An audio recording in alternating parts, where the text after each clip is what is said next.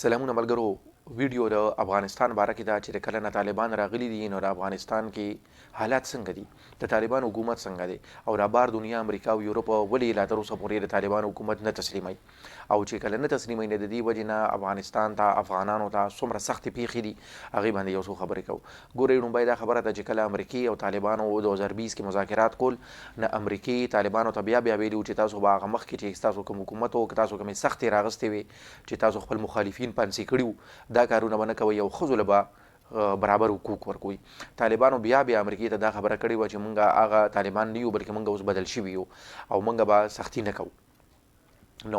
چې کله طالبان اګست کې حکومت ته راغلل او افغانستان یې قبضه کړي، نمبر 1 خو دا ګورئ هغوی وي د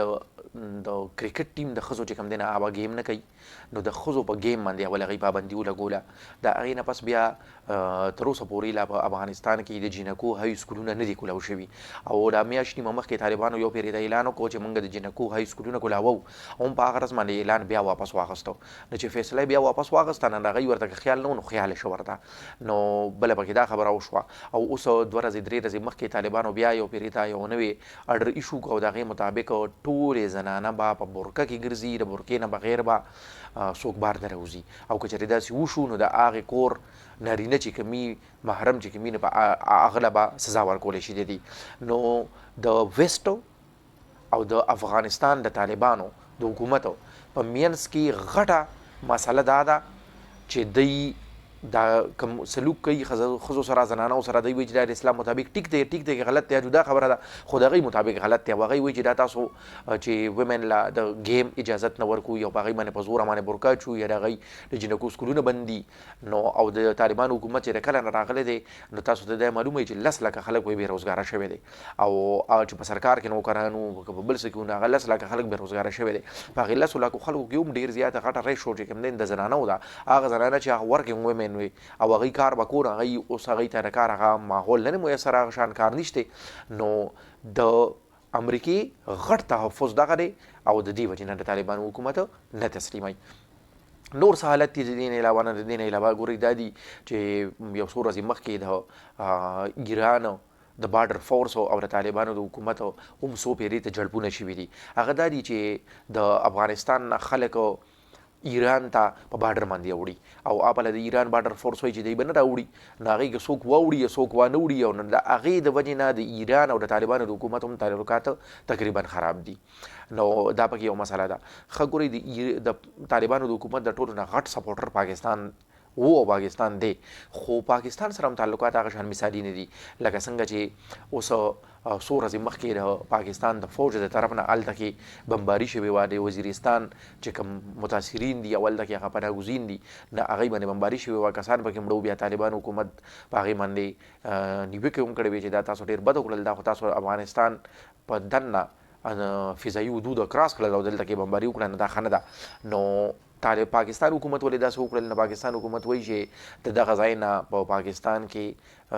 څو پېرې ته حملې شوي دي او دهشتګردي شوې ده. نه هر څه چې دي، خو لکه چې دا مسلې پکې راځي نه، د طالبانو او د پاکستان هغه تعلقات کوم څه نه څه دراړ راغلی دی، او که داسې وي نو بیا به پکې نور هم راځي. ښه یو اهمه خبره دا هم ده چې طالبان چې د کله نه راګست نه راغلي دي، نه هغوی وایي چې موږ دا چې کوم سیسټم او کوم سیټ اپ روان دی نه دا عبوري دی، کیرټیکر دی، عرضي دی،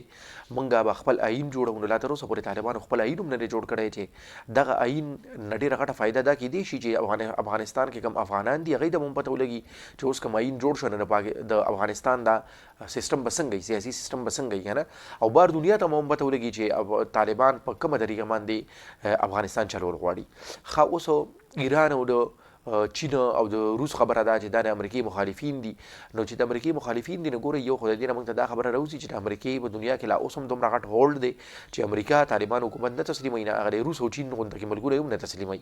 او بله ورسره دا خبره ده چې انفارمل تعلقات د طالبانو د حکومت چې د طالبانو مشران هلته کې ځي راځي، نو دا قطر سره هم شته، پاکستان سره هم شته،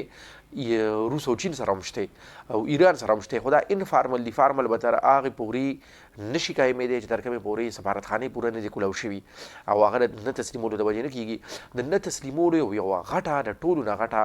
افغانستان ته چې کومه مسله ده هغه دا ده چې تر کومې پورې د افغانستان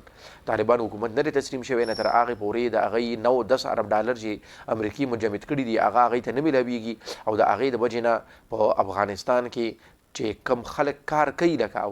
نو هغې خلکو ته تنخواګانې نشي ورکولی نو په افغانستان د شدید معاشي بحران شکار دی تر دې پورې چې خلک خوراک پورې اریان دي نو د خوراکه پورې غذایي بحران هم دی د هغې د وجې نه بیمارۍ هم دي